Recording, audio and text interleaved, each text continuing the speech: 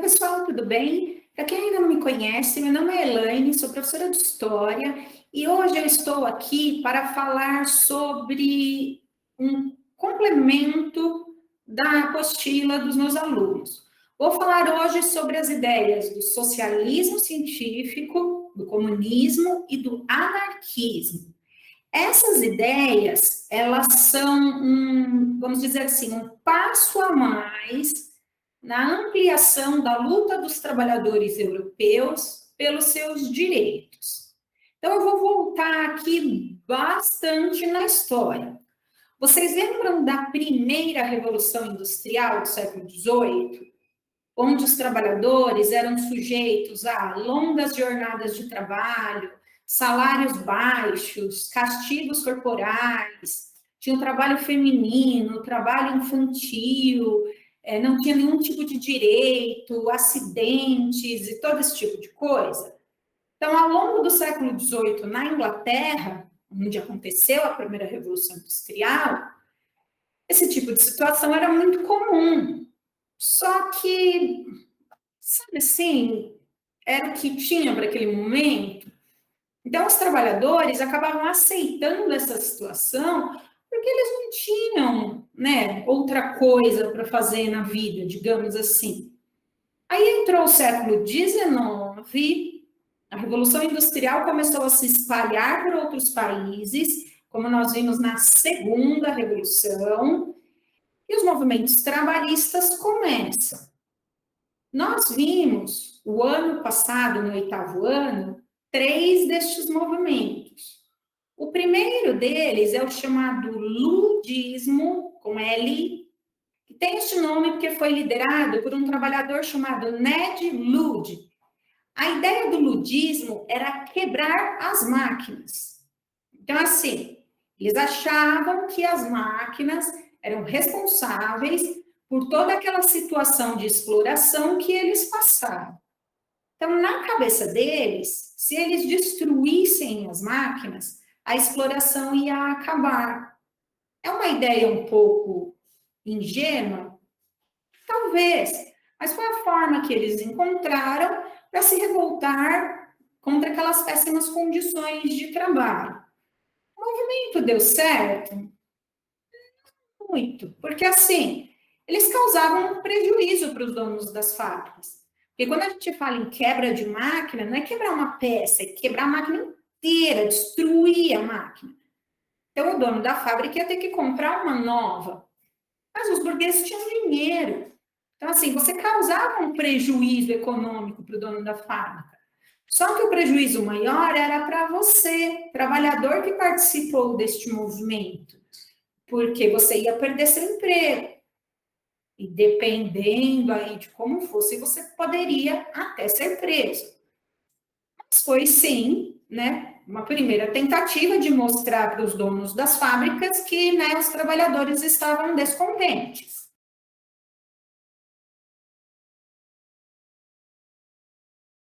O segundo movimento que nós vimos foi o surgimento dos sindicatos, das trade unions em inglês. Lembra que eu comentei com vocês que começou com aquelas caixinhas que um grupo de trabalhadores se juntava na fábrica, ia juntando um tantinho de dinheiro aqui e ali para poder ajudar? Essas caixinhas foram crescendo, se transformaram nos sindicatos, nas trade unions, que começaram a organizar greves. Então, assim, não era como no ludismo, onde 20, 30, 50 trabalhadores participavam. A fábrica inteira parou. Então, imaginem, 600, 700 trabalhadores de braços cruzados. Aí você pode perguntar assim, professora, mas o dono da fábrica não podia demitir todo mundo? Ele até podia, mas assim, até ele contratar 700 trabalhadores de novo, ensinar o que devia ser feito, a fábrica dele ia ficar parada. Essas greves eram consideradas casos de polícia, muita gente saía ferida, muita gente era presa, muitos perdiam emprego também, mas isso também mostrou para os donos da fábrica, das fábricas, melhor dizendo, que os trabalhadores se organizavam, que eles conseguiam se organizar para lutar por melhores condições de trabalho. E aí eles foram conseguindo alguma coisinha, mas bem pequena, não que resolvesse a vida deles, mas assim, uma diminuição de jornada de trabalho aqui, um aumentinho de salário ali, sabe? Coisinhas pequenas, mas ainda não existiam leis que protegessem os trabalhadores.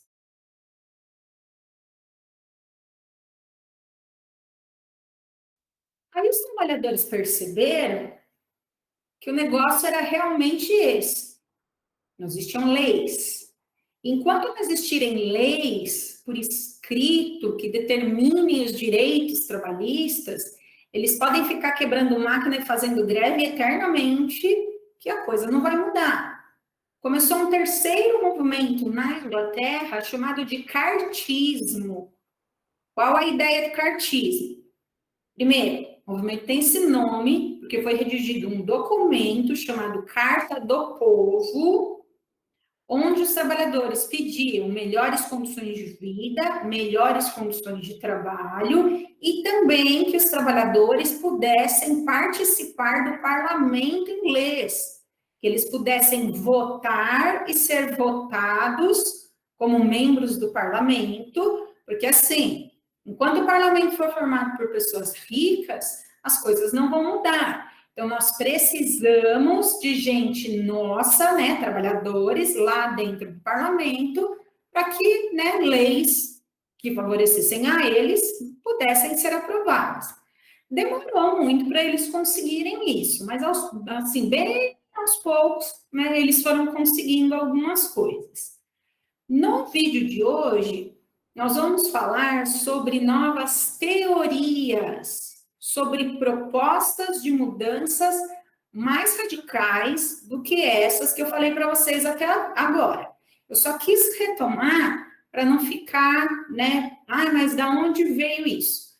Então, vamos dizer assim, né? Uma continuação dos movimentos trabalhistas com novas propostas.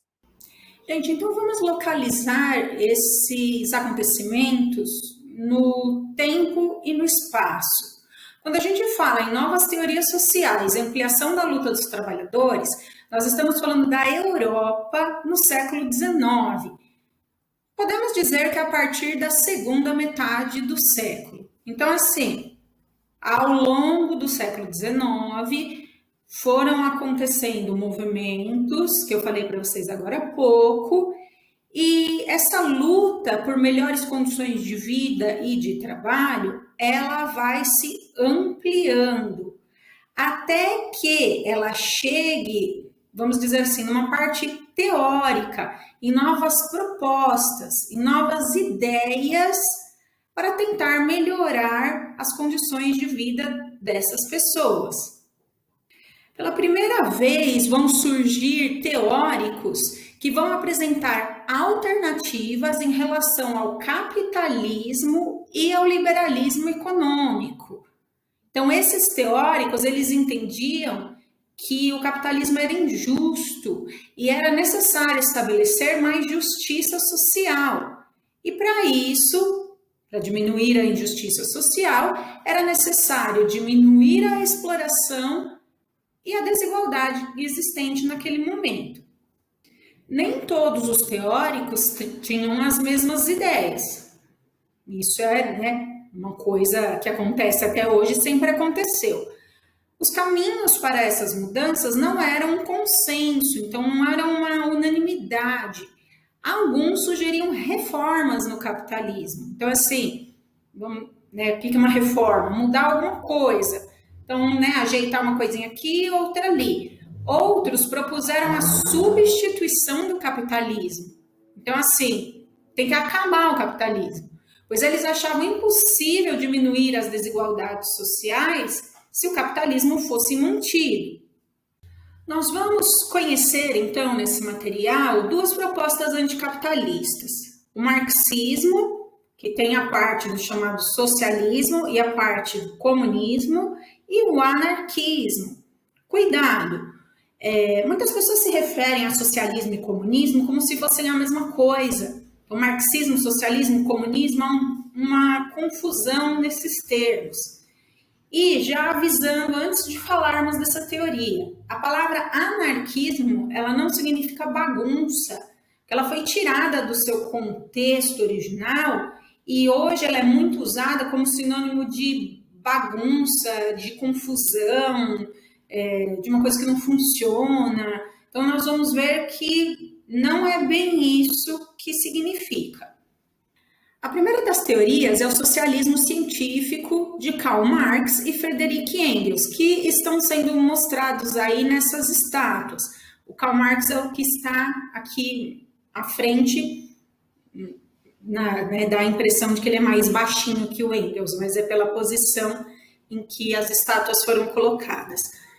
Essas ideias do socialismo científico, elas são consideradas uma das ideias mais importantes da história. E há, sim, muita confusão em relação a essas ideias nos dias de hoje. Eu vou explicar aqui o contexto histórico de surgimento dessas ideias. O Marx e o Engels analisaram a sociedade em que eles viviam. Então, eles viviam a sociedade do século XIX, a sociedade da Segunda Revolução Industrial, sociedade do capitalismo, dos donos de fábricas e dos operários. E eles criaram uma proposta chamada de socialismo científico. Nessa proposta, os trabalhadores precisavam se organizar para fazer uma revolução, porque era somente através dessa revolução que a exploração iria acabar. Porque assim, dentro do sistema capitalista, nós temos os donos dos meios de produção, então os donos de fábricas, os donos de terras, e nós temos os operários e camponeses que trabalham para os donos de fábricas e donos de terras. Então, para quem é dono, para quem é proprietário, a situação está ok. Para os operários e camponeses que são explorados, a situação não está boa. Lembrem-se que as condições de trabalho, tanto de operários como de camponeses, não eram, as mil maravilhas. Eram salários baixos, longas jornadas de trabalho, e mesmo com vários movimentos já tendo acontecido, greves, o ludismo, o cartismo, as desigualdades ainda não tinham acabado. Então, para o Marx e o Engels, esses trabalhadores que eram explorados deveriam se organizar para fazer uma revolução, para mudar as suas condições de vida e trabalho. Primeiro de tudo, contra quem essa revolução seria feita? Justamente contra os donos dos meios de produção. Então, donos de terras, donos de indústrias. Após esta revolução, que seria vencida pelos trabalhadores, as máquinas, as fábricas, as terras deveriam pertencer a todos os trabalhadores que nelas trabalham, melhor dizendo. Então, assim, não ia mais ter dono. Todo mundo que trabalha ali ia ser dono daquilo.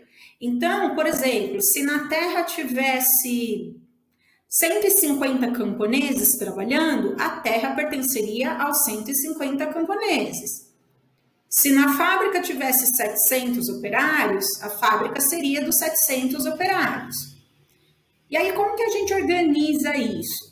Os trabalhadores seriam organizados em associações autônomas, em associações independentes. Então, é uma associação de trabalhadores, uma associação de camponeses que ia cuidar, administrar essas terras e essas indústrias, porque imagina, se a indústria tiver 700 operários e ela é desses 700, quem vai organizar o quê? Os 700 vão tomar conta de tudo? Aí ia virar uma bagunça.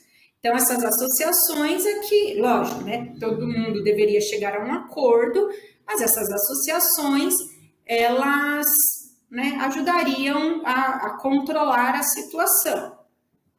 Aí, segundo Marx e o Engels, a propriedade, então, deveria ser coletiva. Porque se fosse de outra forma, como funciona no capitalismo, A riqueza que era gerada pelo trabalho dos operários e dos camponeses, ela acaba ficando com os burgueses e com os donos de terra.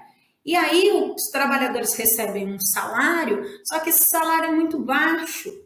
Então, se a propriedade fosse coletiva, a riqueza seria distribuída igualmente entre todos. Essa, então, seria, para o Marx e o Engels, a única forma de acabar com as desigualdades sociais.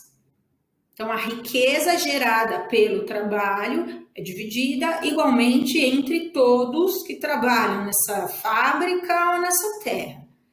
A essa nova organização social e econômica foi dado o nome de comunismo. E a palavra comunismo vem do latim communis, que significa comum, e que deu origem também à palavra comunidade. Então, comunismo vem de uma coisa comum. O que seria aqui, no caso, essa coisa comum? As fábricas e as terras. Então, a propriedade das fábricas e a propriedade das terras seria comum a todos os trabalhadores da fábrica ou da terra. E aí, como se alcançaria o comunismo? Como se chegaria ao comunismo? Através de um governo temporário chamado de ditadura do proletariado. Este governo, ele acontece logo depois da Revolução. Então, os trabalhadores fazem a Revolução, derrotam os donos dos meios de produção, e aí, neste período de transição do capitalismo para o comunismo, acontece esse governo temporário, que eles dão o nome de ditadura do proletariado.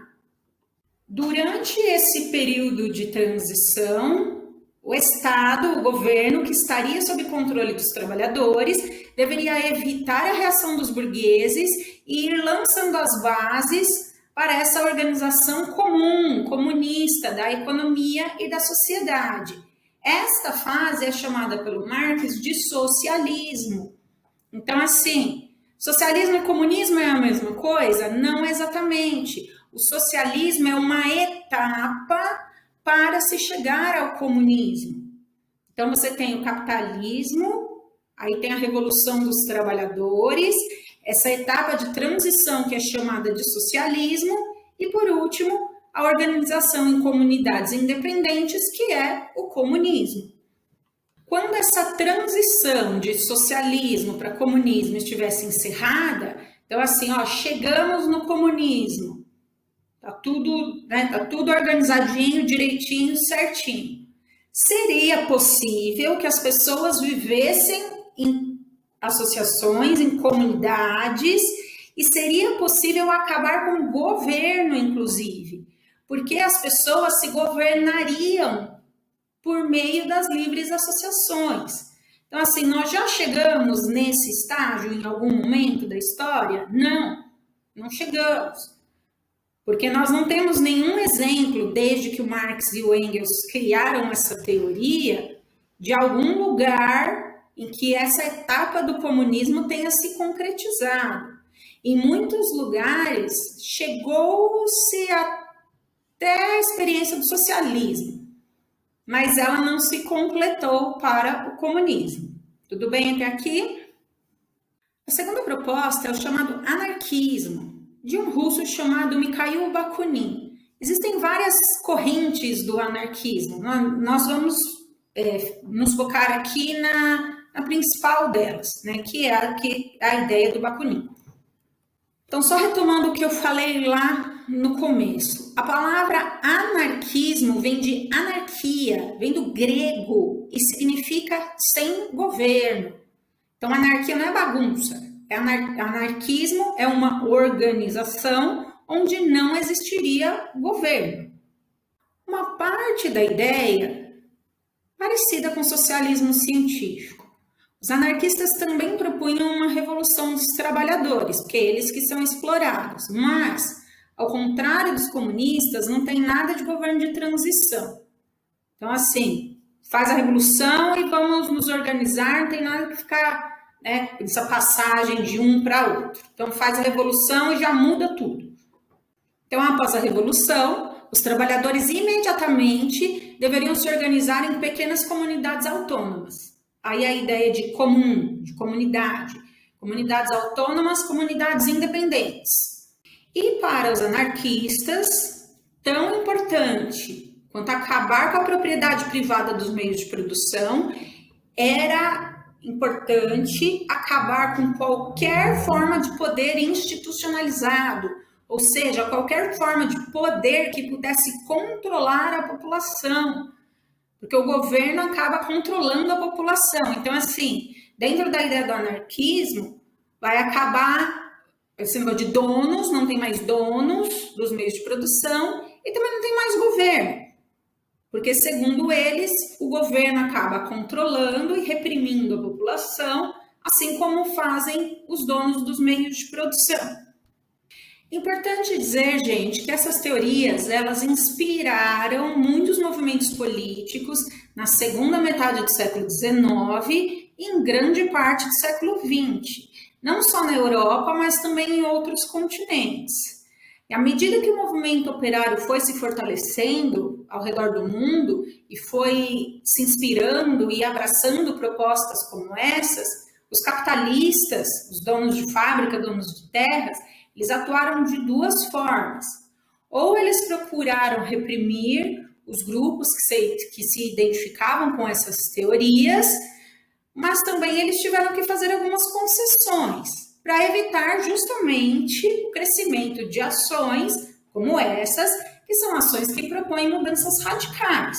Então, assim, o socialismo científico e o anarquismo, eles são considerados propostas radicais no sentido de que, assim, é de acabar com o capitalismo. Então, vamos acabar com a ordem vigente e vamos mudar tudo, vamos mudar radicalmente. Ao longo do século XX, em diversos países do mundo, os trabalhadores vão conquistando alguns direitos, porque aí os donos dos meios de produção perceberam que sabe assim, se você ficasse parado, sem fazer nada, só reprimindo os trabalhadores, você ia dar mais motivos para que esses trabalhadores se revoltassem. Então, em muitos países do mundo, foram criadas as leis trabalhistas. Lógico, cada um tem a sua especificidade. Nós falaremos um pouquinho sobre as leis trabalhistas no Brasil, ainda essa questão de luta dos trabalhadores, movimentos de trabalhadores, é uma questão importante nos dias de hoje. Umas greves, por exemplo, reivindicações, por melhores condições de vida e melhores condições de trabalho. Então, assim, as ideias do socialismo científico, comunismo e anarquismo, elas inspiraram movimentos políticos. Se elas foram colocadas em prática totalmente ou não, aí já é outra história. E nós vamos ver um exemplo nos vídeos sobre a Revolução Russa, ok? Espero que você tenha gostado do vídeo, que ele tenha te ajudado. Se você ainda ficou com alguma dúvida, deixa um comentário aqui embaixo que eu te respondo. Não se esqueça de curtir o vídeo, de compartilhar, isso é muito importante para mim. Não se esqueça também de se inscrever no canal e ativar o sininho para não perder nenhuma novidade. Vou deixar como tela final um vídeo mais antigo que fala justamente sobre as condições de trabalho dos operários ingleses do século XVIII, só para ficar dentro desse contexto. Muito obrigada a todos que me acompanharam até o final do vídeo. Um beijo a todos e eu vejo vocês no próximo. Tchau, até mais!